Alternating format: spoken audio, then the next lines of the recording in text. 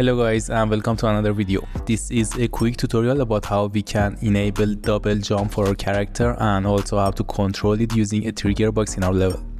I did it in this project, which is a simple platformer minigame, but there is nothing different here with a simple project in Unreal, so you can easily follow the tutorial with a default third-person project.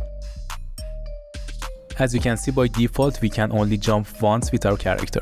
In order to change the limitation, just go to your third-person character blueprint and select the BP third-person character in the Components tab. Here search for jump to find the jump max count. This is the limitation for your jumps. For example, let's put it on 4, and now you can see that I can jump 4 times with my character in the level. If you want to change this number in specific locations of the level, all you need is a trigger box. Let's put it back to 1 and go back to our level. Here in the Actors tab, search for trigger box and drag it into the level. This is the area in which I want the character to be able to jump twice, and when he goes out of this area, I want to set the maximum jump counts on 1 again.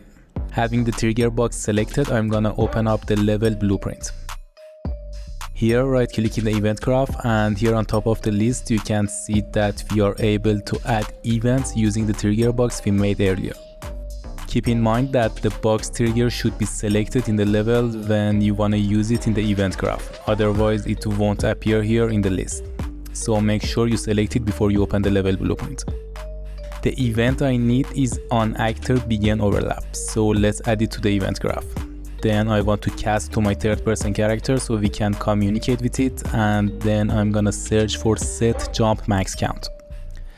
The number of the max jump is an integer, and this way we can set it after the character steps into the box. Let's go with 2 and also connect the BP third-person character node to the target pin. I want to set it back on 1 again when my character steps out of the box, so right click again and this time hit on actor end overlap. Then copy these nodes here and put the number on 1 again.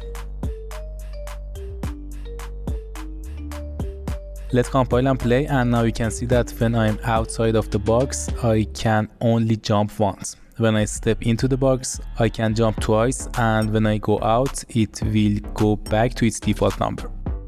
Yeah, that's it for this one, and I hope you enjoyed the video. Thank you guys for watching. See you in the next one.